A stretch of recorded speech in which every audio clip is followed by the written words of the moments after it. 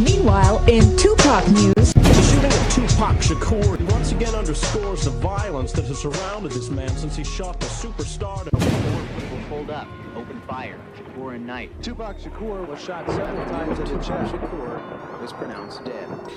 MAKAVELI in this Illuminati, all through your body. The blows like a 12-gauge shot. Feel me? Then I figured out niggas went for 20 down south. Packed up my tools for my raw power move.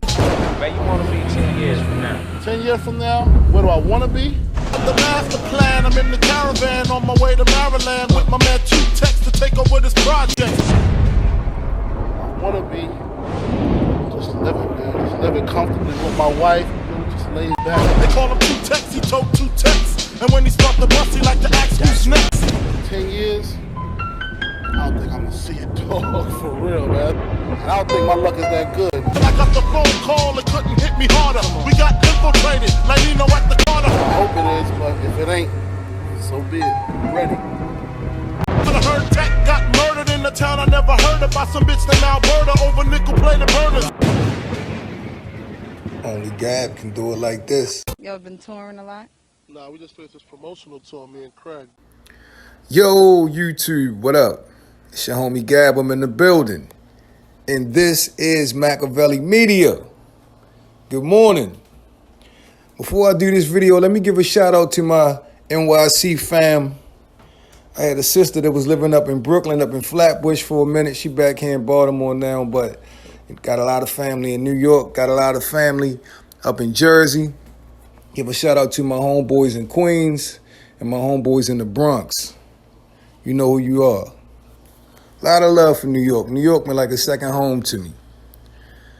But I want to share with y'all today Untold Notorious B.I.G. story. This is a very rare story, but a true story. And you won't hear it nowhere else but here. Back in the early 90s, like, I say like 9-4, somewhere around that time, Biggie was opening up for Craig Mack.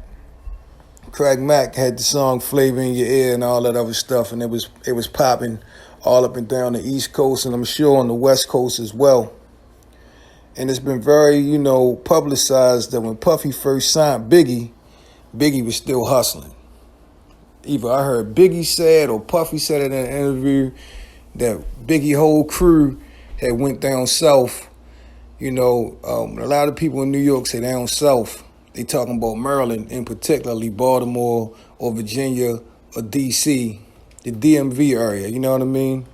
And he was saying that something bad happened and somehow, Biggie was saved by the music. Biggie couldn't take the trip. His whole team went. A lot of his homeboys went. Biggie couldn't go because of his music responsibilities, and Puffy got him to take it seriously, and the rest is history. But that trip, Biggie talked about in a song called Everyday Struggle. He talked about his man tupac. They called him tupac. He told tupac. You know what I mean? And how they was planning on coming down to Maryland and setting up shop.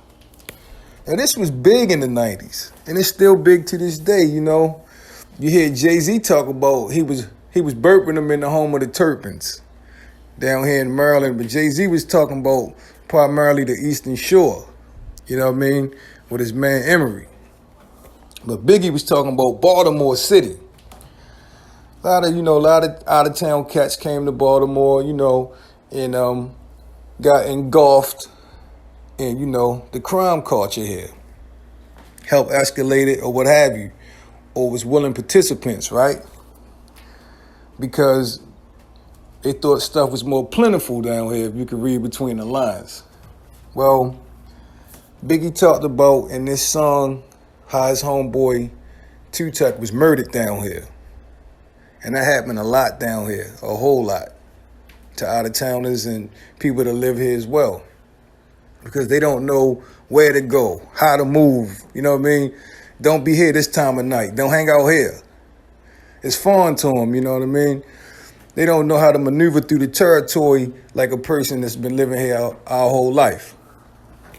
Long story short, same scenario like when Biggie was out in Cali and he was on the radio station and he did Long Kiss Goodnight. Biggie comes to Baltimore, and I believe that he was on one of the either Morgan State University or one of the smaller radio stations we got here. But it's a big thing whenever we get musical acts in town, you know what I mean? And at this time, you know, the college tours was really heavy on the hip hop scene, so Morgan State was like real deep into this stuff. So I'm gonna say it was Morgan. And it was a club here. I told a story about an untold Tupac story when he was performing at a club called Hammerjacks. And Pac told the audience to do some things to the police on the way home. We'll leave it at that.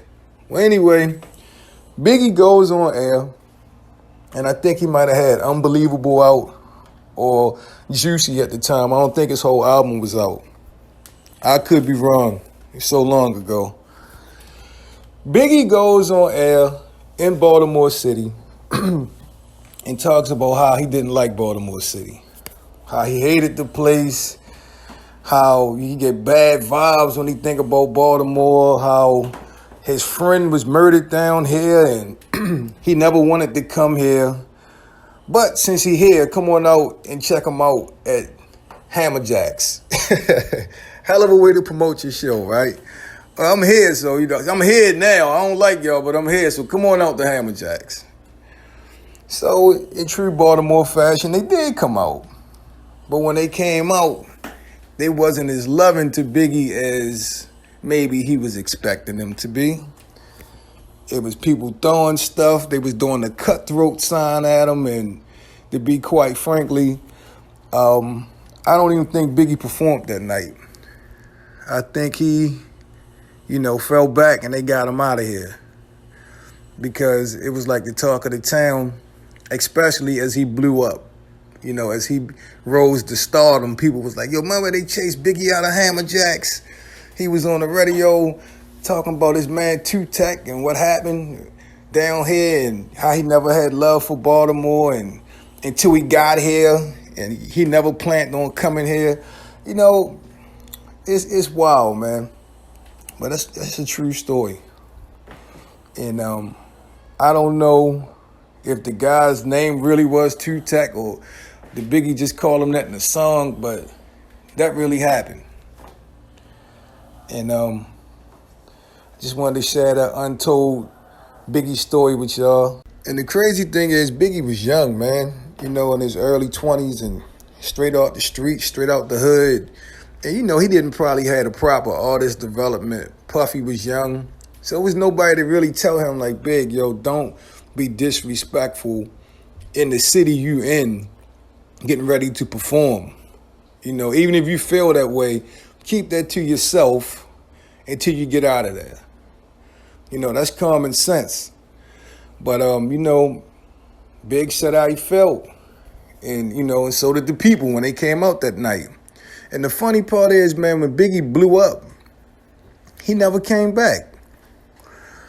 Even at the height of his success and him touring and doing those things, I don't think Biggie ever came back to Baltimore City. I